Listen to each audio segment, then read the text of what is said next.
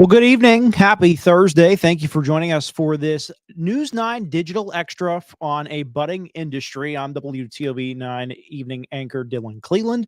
Glad you could join us as we let some more people filter in. We'll give you a quick rundown of what we're going to do here this evening. If you had a chance to catch News 9 live at 5 today, you probably saw my special assignment, A Budding Industry, a look at the recreational cannabis industry, specifically in Ohio, after it passed last November. Issue 2 passed on the November ballot, and it is now legal to possess it here in Ohio. However, it's not legal to be sold yet.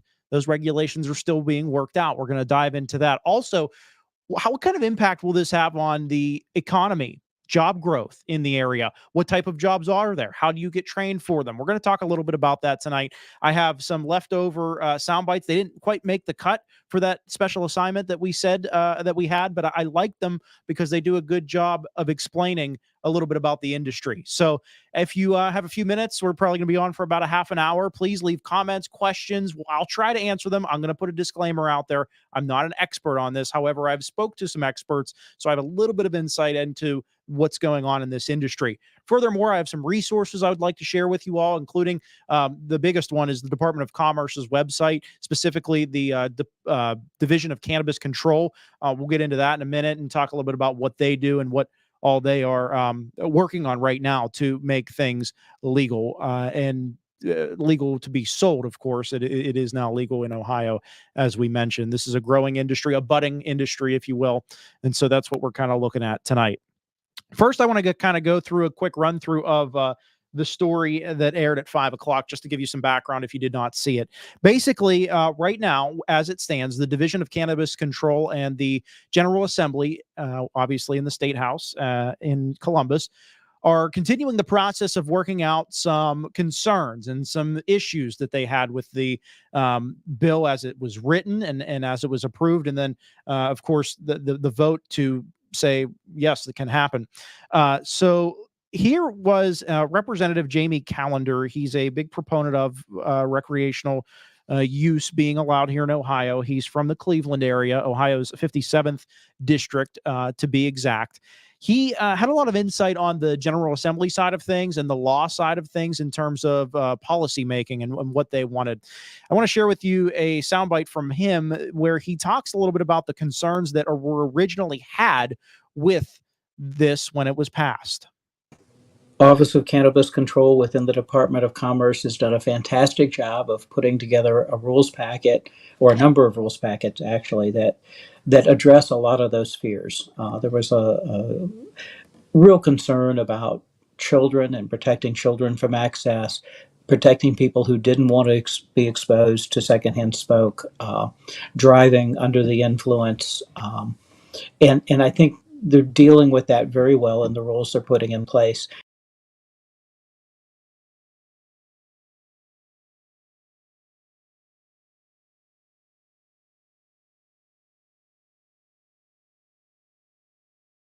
I'm unmuted. There, let's try that again. Obviously, he was talking there about the concerns that were had with the governor, and one of those being Delta 8. And I did ask him about that. I don't have his comments on that, but basically just saying you have to understand each part, each aspect of the plant and the good parts, the bad parts, and what can be, what can be safe, what might be too much. And so those are some of the things that they're working out as it relates to that and in that situation. So that's kind of part of where things stand right now is, this ongoing back and forth, the Division of Cannabis Control working out regulations, proposing regulations, the General Assembly, where do they stand on it? Another big part of this, and we're really going to focus tonight's conversation on this, I hope to at least, job growth and economic development, what type of impact this could have on the economy. So we spoke with one local medicinal shop owner, Mike Petrella. He owns Ohio Valley Natural Relief in Wintersville. And he said this is going to do a lot for not just his business, but also for the village of Wintersville. He expects when they get their dual licensure, which we're going to talk about that in a moment as well, too, they will be able to expand from 10 to about 30 positions. That's 20 new jobs in the area coming potentially if things roll out as they should or as they can. So right there, that's one shop. That is one medicinal turned recreational shop that would add, as I said, about 20 or so jobs. Here was give you an idea of the dual licensure, since that's kind of a big backbone of this. Let's talk about that for a minute. Basically, is what it is a medicinal shop, a current medicinal shop will be able to apply on June 7th. That's the target date that has been set forth since things passed. On that day, they'll be able to get their application. They can apply then to receive a dual license. So they will be able to sell medicinally still, but then recreationally. And you might say, well, there's no need for medicinal once there's recreational, but there is, because people can still get prescribed it. They can still go and pick it up there. And so they'll have that dual license. So they'll be able to sell both. Here's a Representative Callender with a little bit more on explaining dual licensure. What's called dual licensure. So those entities that have already gone through the background check, the zoning, have built secure facilities that have staff trained and hired for the medical will be issued dual licenses, and that will be the first round of licensees. And they will be licensed to open immediately in their current location because all of the approvals have already been met for them. They're secure, they're safe, they have the point of sale computer system to be able to collect the taxes.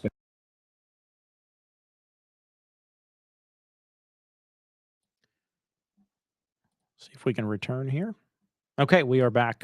So a point that he makes there about, especially at the end, talking about they are already, a lot of these places, the medicinal places are already prepared. They might have the right computers and systems to work with the taxing.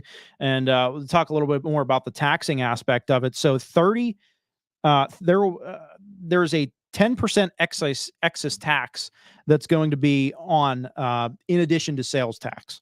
So basically out of that tax, that 10%, 36% of that 10% is going to be able to go back to the cities, villages, townships, counties, depending on how it's divided up, who house marijuana recreational cannabis shop.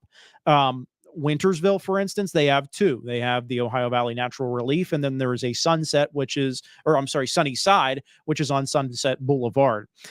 So that's a little bit of an idea. And that money, as far as from my conversation with Mike Petrella, that money can be used for just about anything. You can put that back into your general budget. And so there is an economic impact on that end too. You're getting 36% of the 10% tax.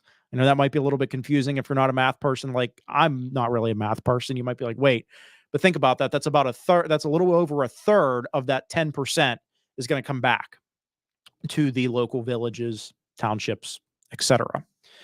We're bouncing around a little bit here, but there is a lot to cover on this topic. Again, if you have a comment or a question, please leave it. I would love to see what you have to say on this. I want this to be an open dialogue between myself and you. Let me know what's on your mind about it. Do you like it? Do you not? And we can start to continue the conversation from there for sure. Okay, let's go continue on. I have one more piece from Representative Callender that we did not share in the story, and it talks about the job growth opportunity and where you might see the work in this field. Again, this is Representative Callender speaking about the jobs and the economic impact. Impact of these stores, not just the stores, but the people who do the marketing and advertising for them, the people who grow the product, the people who process the product.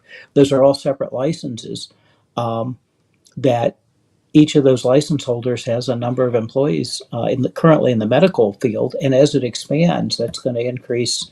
Yeah, 3 times is an estimate I'm hearing that it'll triple the number of employees in each of those levels. And that's just the initial. As we get more entities into the movement, so people will be applying for and getting, by February or March of next spring, we'll have brand new entities entering the field that don't do the medical. They only do the recreational, and that's a whole nother group of employees, a whole nother group of stores. Folks that own retail shops will have more tenants, or the real estate for all of that is an economic driver as well.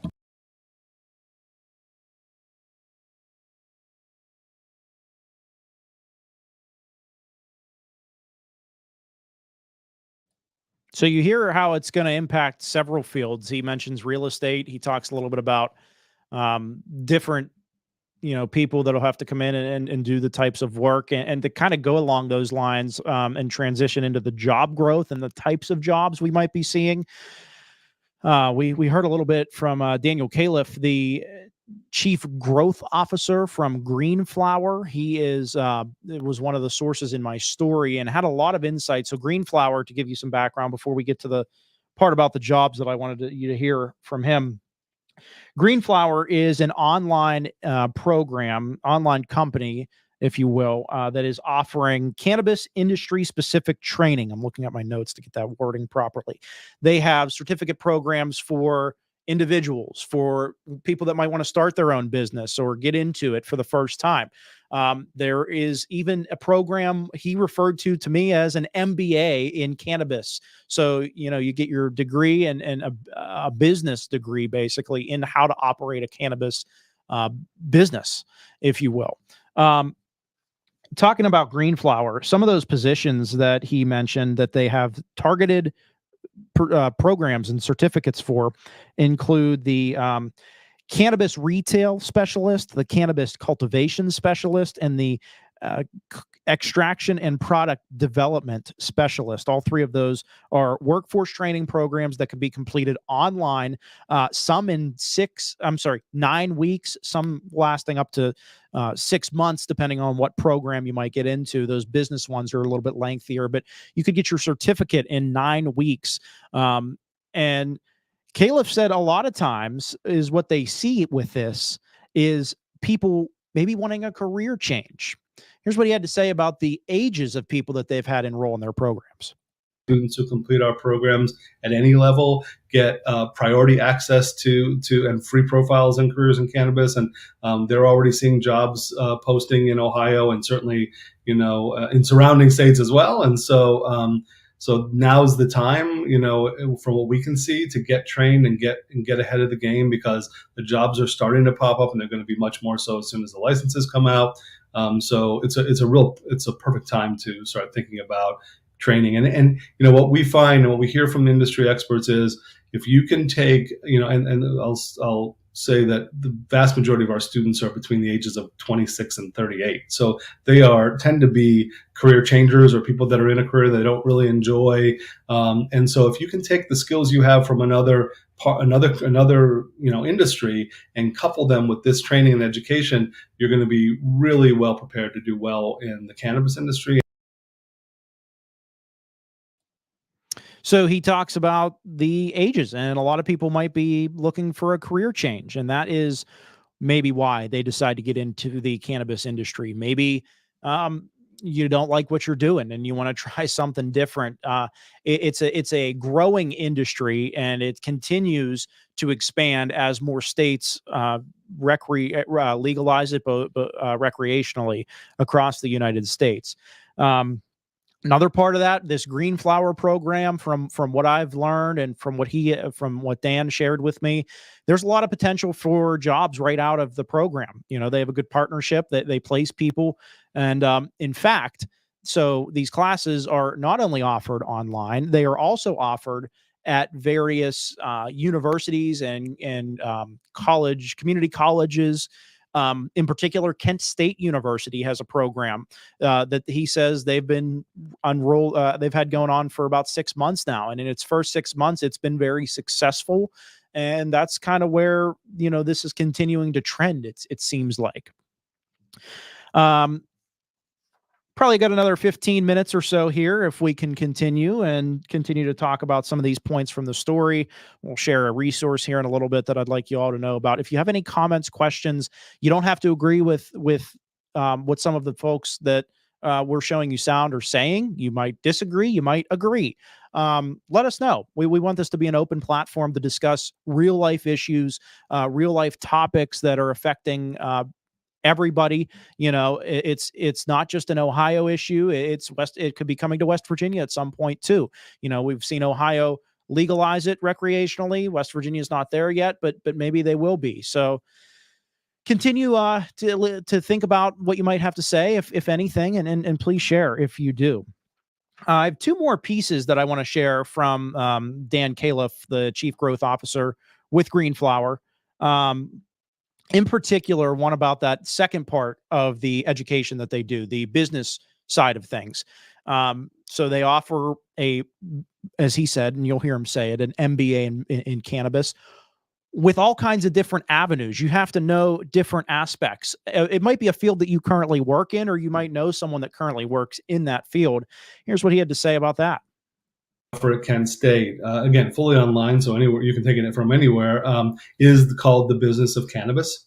And it is like, I always describe it as kind of a mini MBA in cannabis. It teaches from seed to sale. So everything from the business side of cultivation to distribution, manufacturing, retail operations, HR, marketing, banking, accounting. Like, these are all things you have to take into account. I mean, this industry is so highly regulated for something that isn't even legal federally.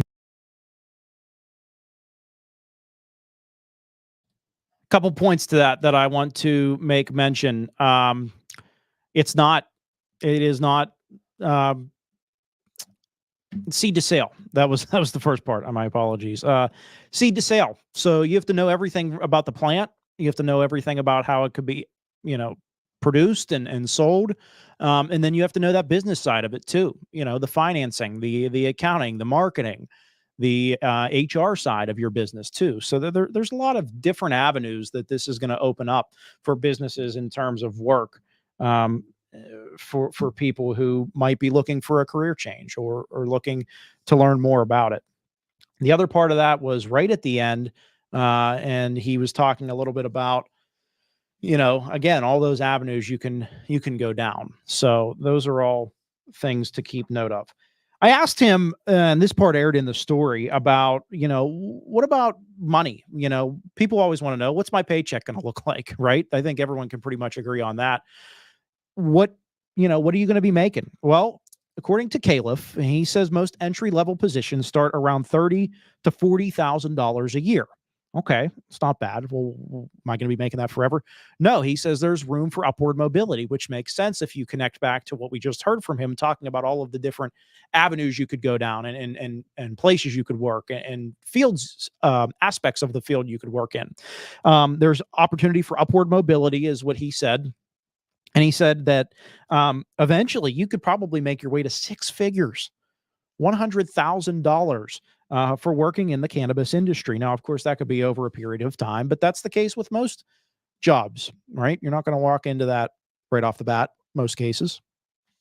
So, but yeah, that gives you a little bit of an idea of the pay scale, what you're looking at if you were to get into the industry. So yeah, we talked about the jobs, the job growth, the economic side of things, and the taxing and how that could impact local areas. The last thing to kind of wrap up the training portion of the conversation that I want to talk about, and then we have a couple points I want to hit on before we wrap up around 7:30.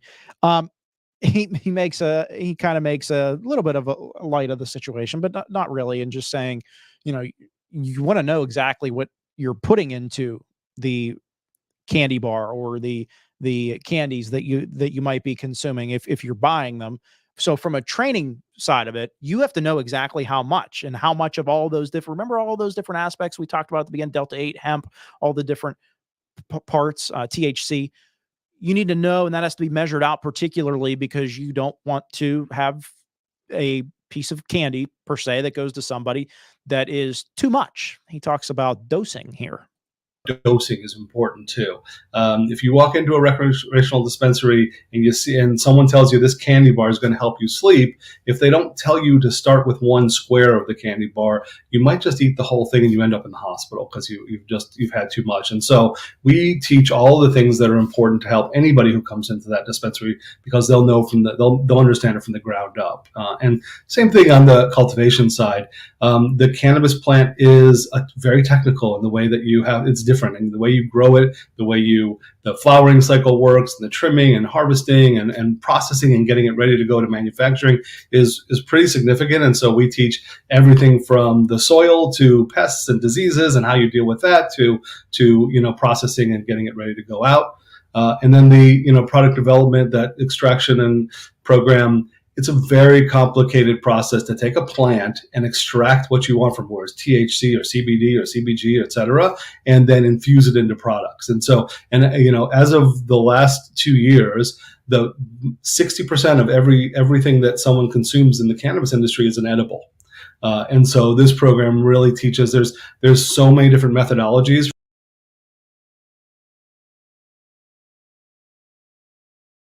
So you heard him there talking a little bit about knowing those measurements and how much of this or how much of that and how that's all important. And so this proper training is important when looking at this industry and getting into this industry. I want to try and share my screen now with you and show you the Ohio Department of Commerce's Division of Cannabis Control portion of their website. We'll see how this works here. Maybe we can pull it right in. And there it is. Okay, perfect. So this is what I wanted to show you all. And I'm going to make it a little bigger so you can see a little bit more what I want to show you. So, typical website, it's the .gov. So if you're interested, it's com.ohio.gov. So com.ohio.gov/divisions and programs /cannabis control. If you type in cannabis control, Division of Cannabis Control, Ohio, it'll come up. All kinds of information talking about licensing and registration, right? And so you have all of the aspects that it falls under here. Training and education, it shows you kind of some of those places you might want to go train or what they have to offer. Request and file, look up and locate. You can look up a lot of rules and regulations. Down here is the more meatier part, if you will, meat and potatoes part. You can come down here, and if you just have some basic questions about, what is going on with recreational marijuana in Ohio, and go non-medical cannabis FAQ, and you click on it. Go down here, and you have all kinds of Q&As. So when is the initiated statute effective? It went into effect, if you didn't know, December 7th, 2023. That was 30 days after Ohioans passed it in the November election last year. Can the General Assembly make changes to it? Absolutely, they can. This, in fact, is what's going on in a way right now out in Columbus. The state lawmakers are reviewing what's out there, what it is, and they're trying to decide what they want to do with it moving forward. Run through a couple more of these. When will non-medicinal marijuana be available for purchase? Okay, so this is where I wanted to kind of wrap up with this point. So June 7th is a big day coming up here in just over a month. That is when the applications will be issued for the dual licensure. So that's any medicinal shops, current medicinal shops can apply for their recreational license. The applications are expected to be put out on June 7th. They could be turned around, according to Representative Callender, when I spoke with him, in as quick as a couple of days. He said at the earliest, he would say probably June 15th is when you might be able to go to a medicinal shop that has acquired at that point its dual license and purchase recreational marijuana. So that's kind of what we're looking at for that.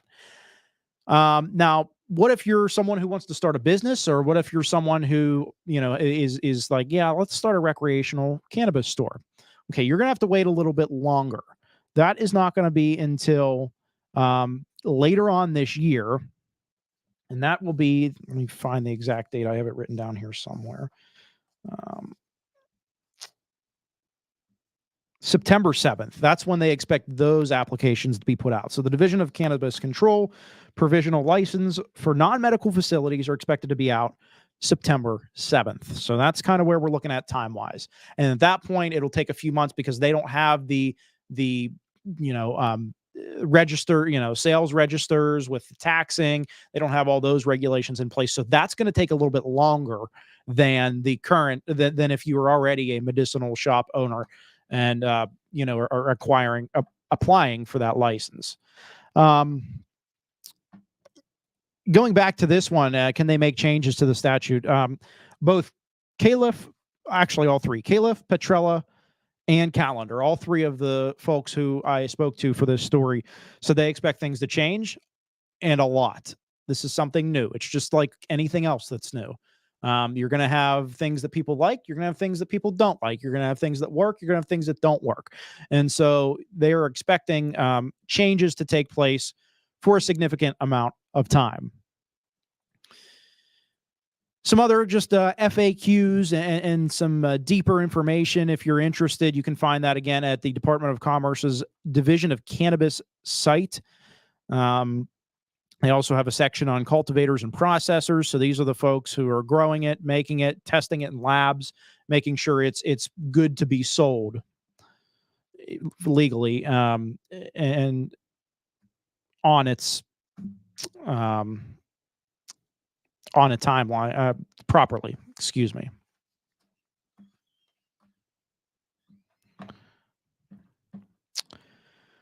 Okay. So a couple other news and notes a couple other notes I want to make point of. So just to clarify, the new law, I guess I can stop sharing now. Stage. Okay. Sorry, talking to myself. We removed it from the stage and we are good to go. Okay. So again, this law allows people 21 years and older to possess 2.5 ounces of cannabis. That's the rule. That's the law. You can do it right now. Where are you going to get it though? That's the question. Also, you're allowed to, you would be allowed to grow up to 6 plants per person. And those are kind of like some of the news and notes, if you will. And as far as that goes. Checking something out here.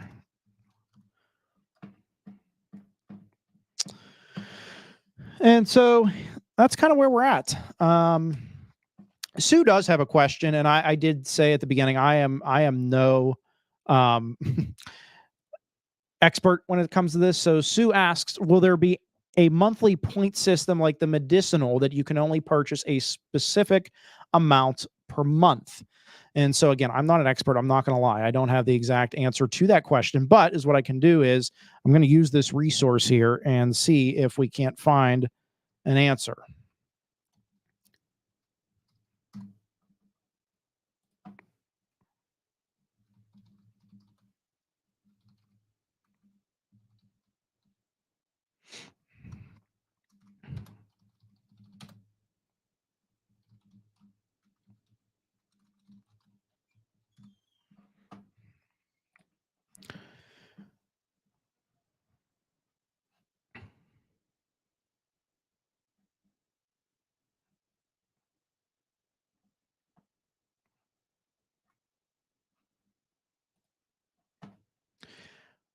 So when I looked this up, is what I found was that they have the guidance, obviously, for the medicinal, and that is what came up.